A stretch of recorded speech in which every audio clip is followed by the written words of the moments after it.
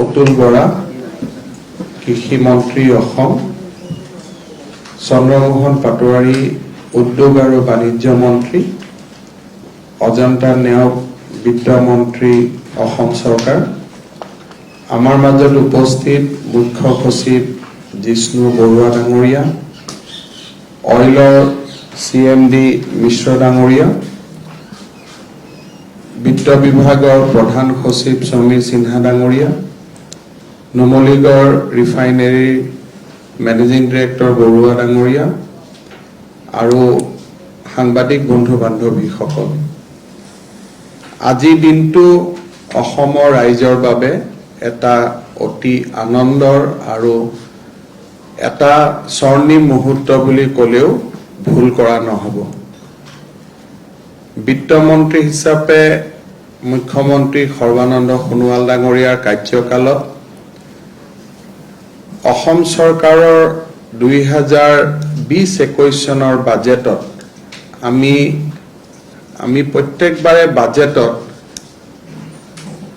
অষ্টাদশ মুকুটাৰ মালা বুলি আমি কওঁ 18টা ফ্লেগশ্বিপ স্কিম আৰু প্ৰথম আমি এটা এনাউন্স কৰিছিলোঁ যে যদি নুমলীগড় ৰিফাইনেৰীৰ ডিসইনভেষ্টমেন্ট হয় অসম চৰকাৰে আমাৰ যিটো ষ্টেক তাক আমি 12.5 ৰ পৰা 26% লৈকে আমি ইনক্ৰিজ কৰিম।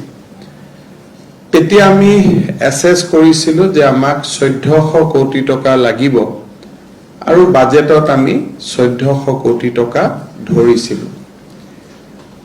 But matter was not as simple as explained today. First of all, it was a tough call on the part of Government of India to segregate Numaligarh refinery from Bharat Petrochemicals. Aru eta stand-alone unit hisabe public sector identity eta maintain kora, it was a tough call.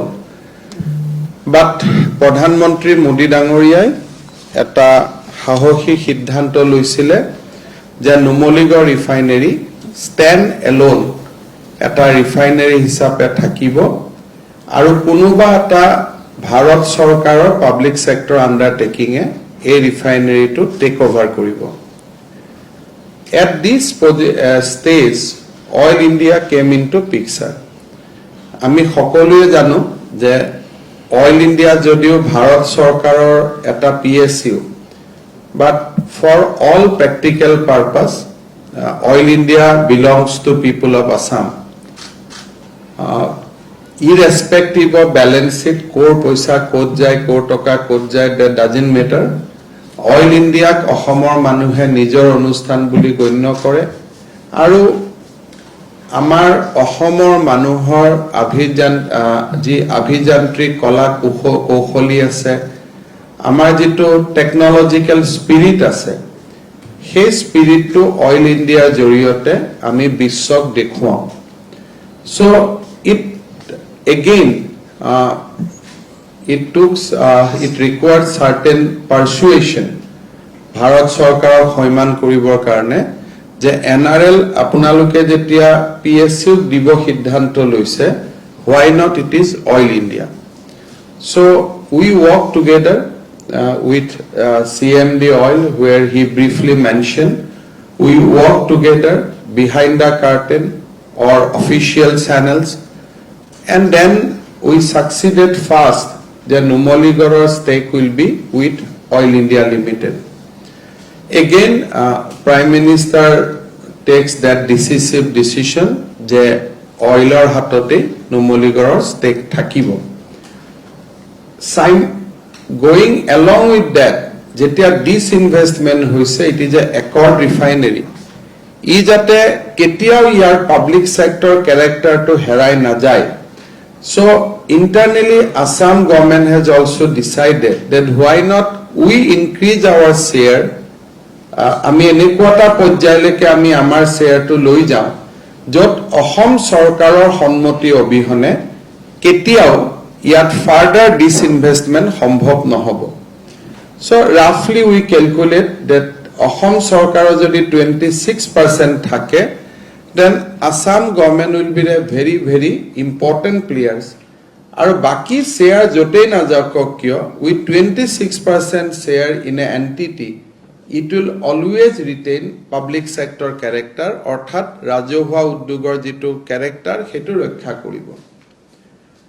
1400 কোটি টকা তেতিয়া আমি কৈছিলো, but when actual assessment began, I got a call from Oil India chairman Mr. Mishra one day that it will be 2,150 crores.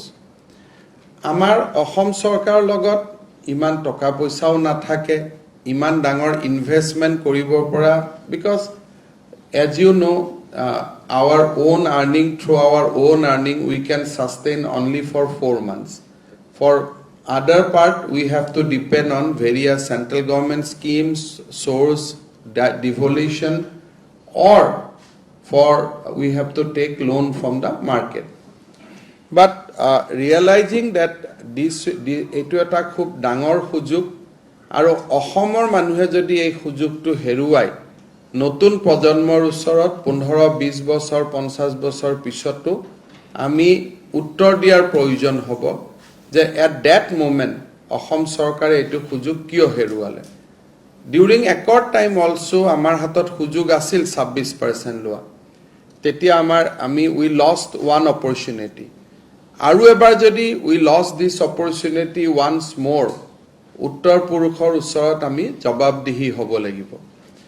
So, আমি বিত্ত বিভাগত সিদ্ধান্ত লৈছিলো in consultation with industry department যে জি নহক আমি লম, কিন্তু কেতিয়াবা পৰিবেশ এনেকুৱা আহে লম বুলি ভাবি থাকোতে ultimately সিদ্ধান্তটো আহিলে during the election, in the eve of election. মোৰ মনত আছে জুনাইত প্ৰধানমন্ত্ৰী মোদী ডাঙৰীয়াৰ মিটিং আছিলে, on the stage মিশ্ৰ আছিলে, মই আছিলো, প্ৰধান ডাঙৰী আছিলে, আমি গুটেইবোৰ আছিলো। তাতে হল যে নহয় 31 মাৰ্চৰ আগত আমি টকাটো দিব লাগে। আমাৰ পসিবল নহয়, কাৰণ বাই দিস টাইম আমি এই বছৰ ডিসইনভেস্টমেন্ট নহব বুলি we start spending our money in different area. So Dharmendra প্ৰধান ডাঙৰীয়াক মই ৰিকুৱেষ্ট কৰিছিলো যে কি কৰা যায়। তো প্ৰধান ডাঙৰীয়া আমাক কৈছিলে যে you contributed token amount for the current year. Next year, ami gute amount to loi jam. Or in the meantime, oil will give money to Government of India on behalf of Government of Assam. So oil has already deposited 2,150 crores on behalf of Government of Assam to the disinvestment or central government of Teoluke di dile. So we paid 500 crore during that point of time. Today we are paying another 500, and by September we'll clear other 1,100 crores also, because otherwise we have to keep on paying interest. So with this, Assam government from now will have 26% share in NRL. Now, why NRL is so important? আমি NRLত কিয় invest কৰিব লাগে। প্ৰথম কথা যে NRL এটা accord refinery, চুক্তি refinery, it has a emotional connect, but decision on finance is not takes on the basis of emotions. আমি যদিও অসমৰ মানুহ আবেগিক হয়, but as a finance minister, probably now as a chief minister, মই আবেগক যুক্তিৰ আগত আহিব দিব নোৱাৰো। I have to be restrained on that count. But this is a very, very prudent business decision. Last year we got, with 12% share, we got 335 crore as a dividend from Numaligarh.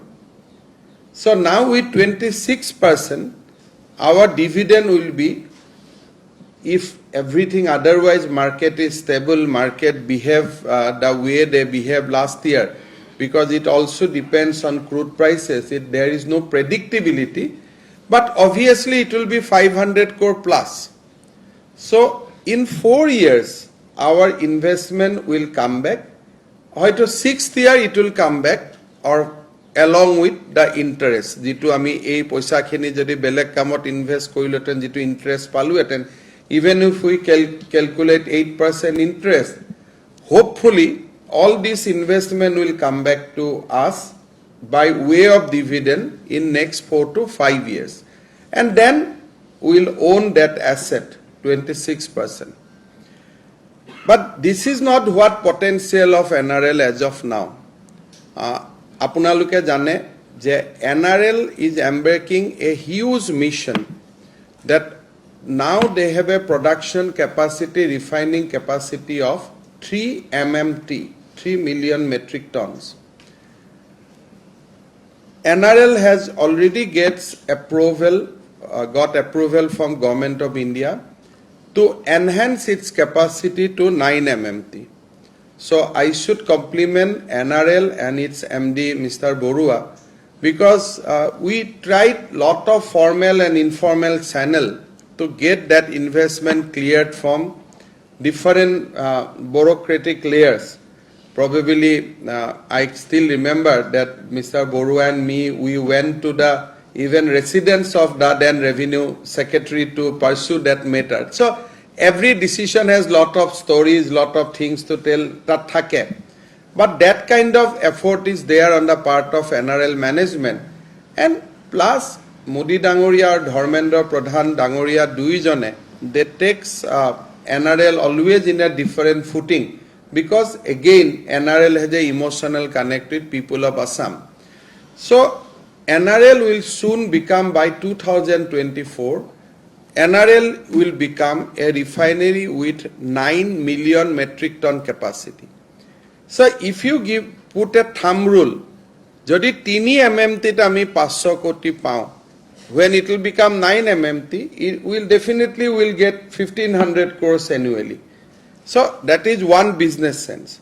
But otherwise also, NRLot kisuman notun kam hoi ase, Paradipor pora, crude pipeline teoluke bohuaise, G crude pipeline or joriote, not only capacity will be enhanced for Numaligarh, even the capacity of Bongaigaon, Guwahati refinery, aru Numaligarh refinery, tinitare capacity bahibo.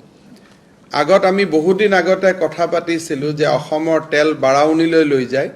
Now 6 million metric ton crude will come to Assam. ইয়াত refine হ'ব আৰু ইয়াৰ পৰা আমি মায়ানমাৰ, বাংলাদেশ, ভাৰতৰ বিভিন্ন স্থানলৈকে refinery তেল আমি বিক্ৰী কৰিম. যেতিয়া আমি তেল বিক্ৰী কৰো, অইল ইণ্ডিয়াই হওক, নুমলীগড়ে হওক, অইলে তেল উলিয়াই, আমি তিনিটা কম্পোনেন্টত ধন পাওঁ. এটা ৰয়েলিটি পাওঁ, এটা তেওঁলোকে যিমান তেল উলিয়াব তাৰ ওপৰত আমি ভ্যাট পাওঁ, আৰু আফটাৰ অল গভৰ্নমেণ্ট অফ ইণ্ডিয়াই যি এক্সাইজ ডিউটি পায় তাৰ পৰা আকৌ আমালৈকে ডিভলিউশ্যনত পুঁজি আহে. So oil and petroleum sector last press কনফাৰেন্সত মই কৈছিলোঁ যে without oil and petroleum sector Assam will face a very bleak future. অসমৰ ভৱিষ্যত অন্ধকাৰ হৈ পৰিব. So that is why we keep on supporting our oil companies. Tat kono khokhonar kotha nai, bonsonar kotha nai. They are contributing to the Assam economy. Aru jothesto korise. So now our target is that Numaligarhot 9 MMT capacity by 2024 ahibo lage. Aru oilor aji oile 3 million metric ton crude uliyai. It should go up to 4 million metric ton. Tetia Numaligarhot ami bahiror pra komai anileo hobo. Our own crude can go to Numaligarh, or otherwise will be ami bahiror crude oporot depend koribo lagibo. So today's our investment symbolically Ahomor eta kiman sundor bhobishyot ase Ahomor tak ami aji ami dekhuabo parisu. Our investment 26% hobo. Coupled with that, NRL will become 9 million metric ton. Aru NRL or Vitorot 5 lakhs bamboo bosorot consume kori biorefinery jot ethanol bonabo jor ethanol will be mixed with diesel.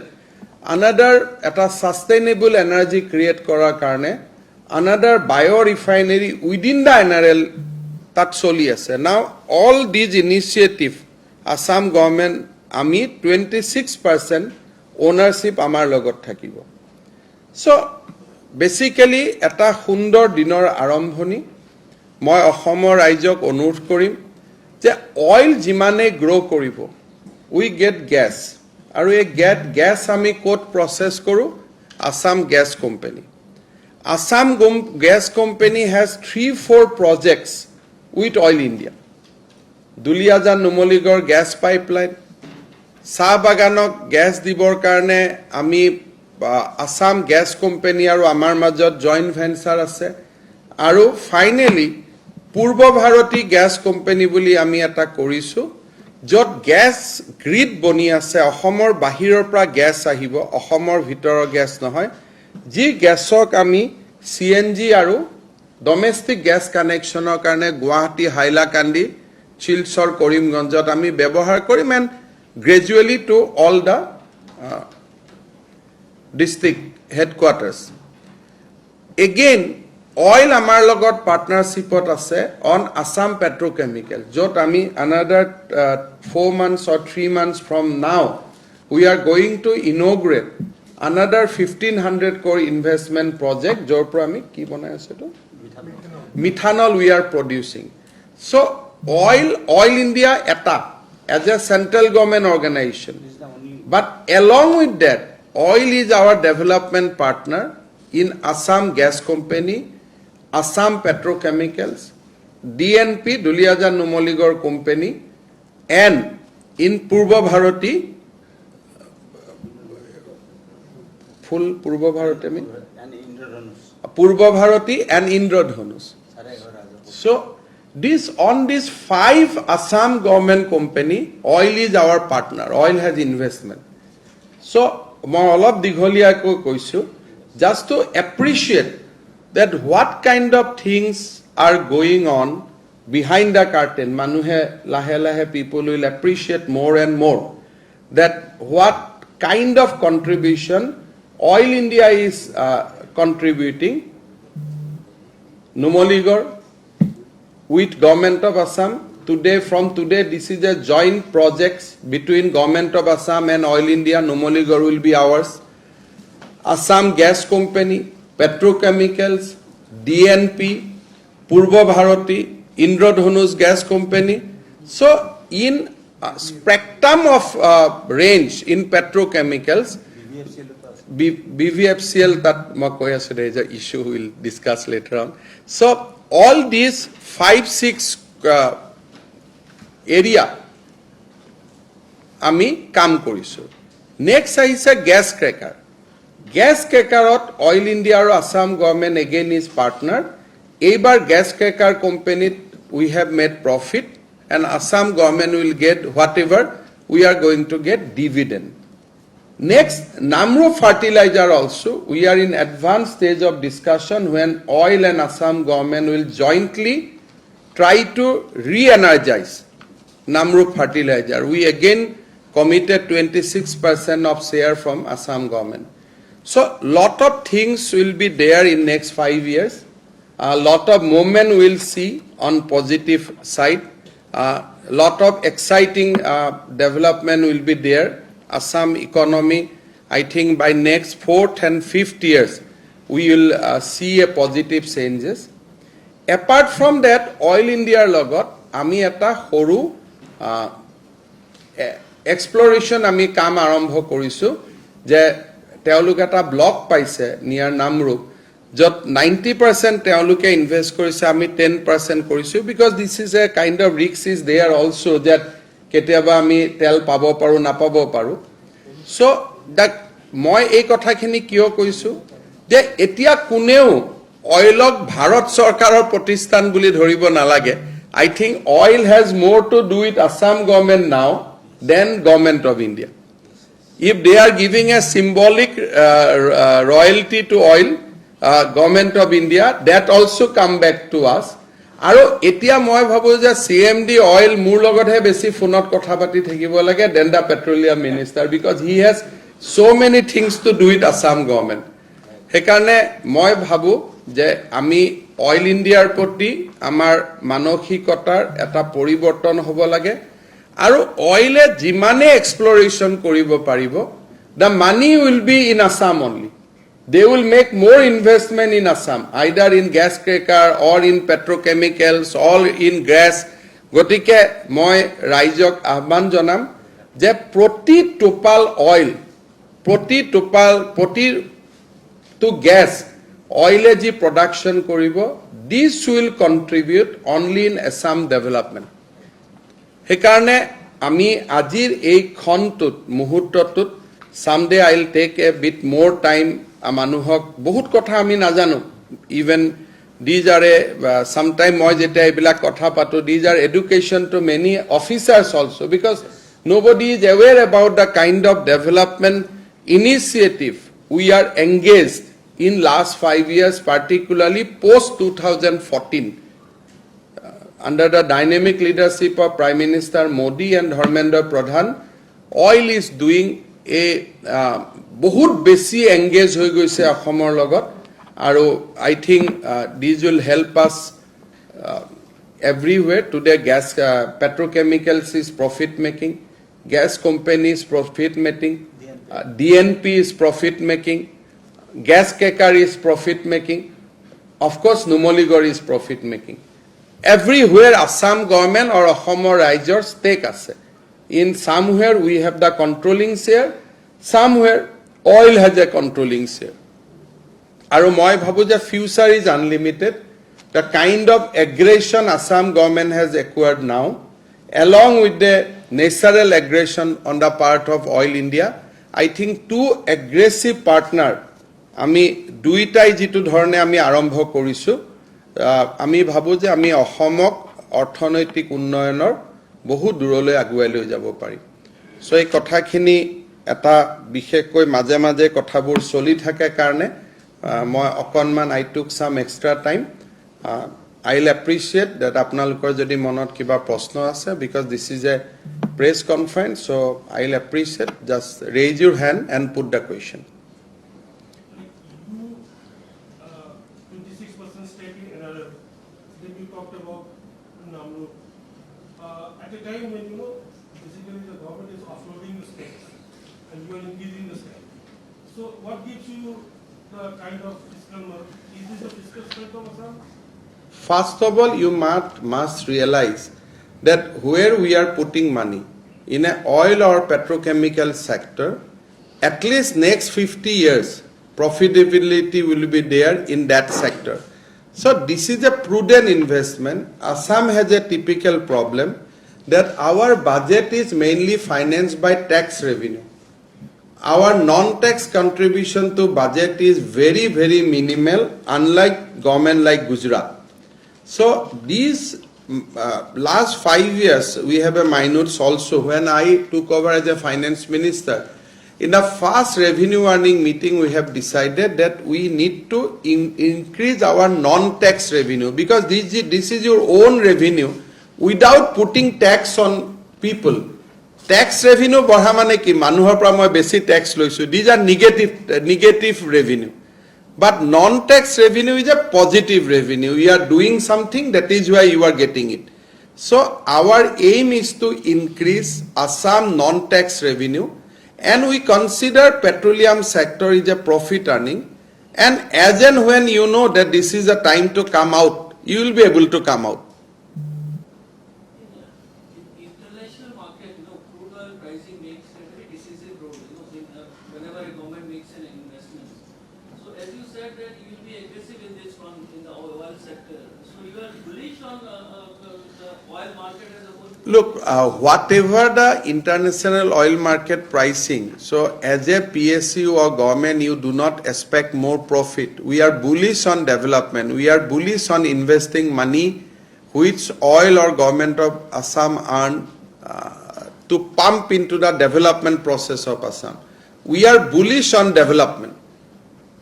We are not bullish on making profit. We are bullish on taking up more and more development activities, so that whatever we earn, we can push it back to for the welfare of people of Assam. Hi, come.